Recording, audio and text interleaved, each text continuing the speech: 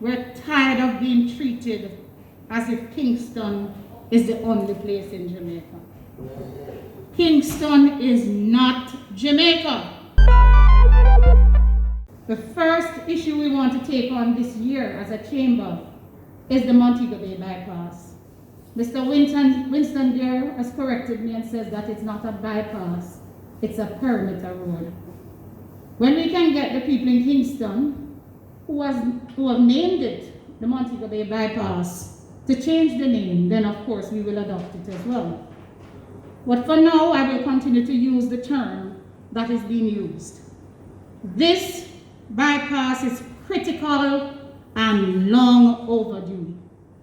The region was promised the construction of the Montego Bay bypass, saying that it would commence this year.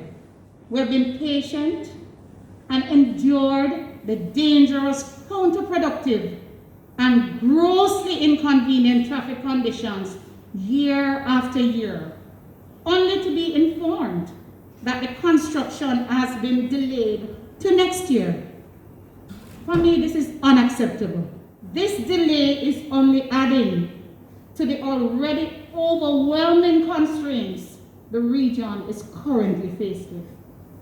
The gridlock and atrocious traffic jams that are being experienced in Montego Bay makes it extremely stressful for both employees and business owners alike to get to or from work in the evenings. The commute is unbearable. And if there is a police operation, which happened recently, or more so if it rains, it makes no sense to even leave your house because the commute is impossible. The chamber sent out a short survey to its members asking about the effect of not having this bypass, and one member responded describing the traffic as a hair-pulling nightmare. Businesses are suffering greatly as a result of this. Our citizens' lives are being put in danger because of the late hours they're getting home. And when schools are out, even our children, those who used to and those who are still going to school, are getting home late at nights. They are left vulnerable to all sorts of criminal activities and abuse if we're not careful. And our commuters, both residents and the tourists, are at risk of losing their lives to accidents when it rains because our roads become treacherous. And if you saw those videos of Long Hill, you will agree with me this morning that that is what the situation has become.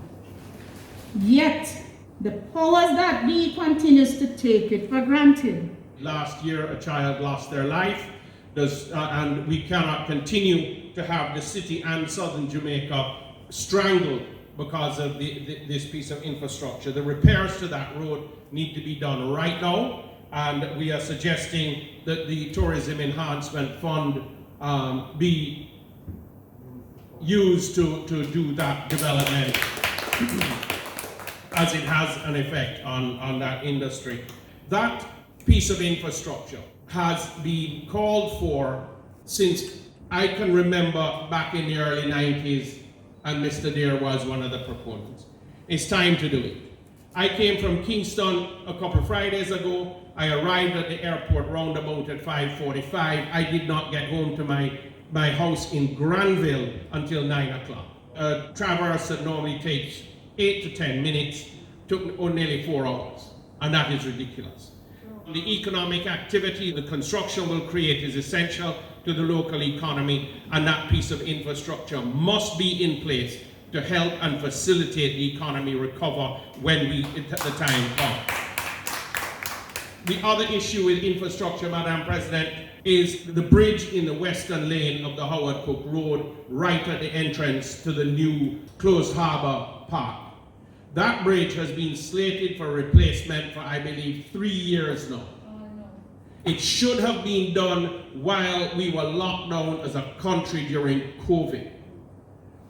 If that bridge becomes unusable and the Montego Bay perimeter road is not in place, the entire traverse of Montego Bay will be reduced to 2 lanes, which means that it will take up to 6 hours to get across the city in congested times. 6 hours. You can drive to and from Kingston in that time. And it is totally unacceptable, and it is a result of the backhanded manner in which Montego Bay has been treated by successive government administrations. It is time for it to end. That infrastructure needs to be done. We are the breadbasket of this country. And further procrastination and political expedient spending needs to end now.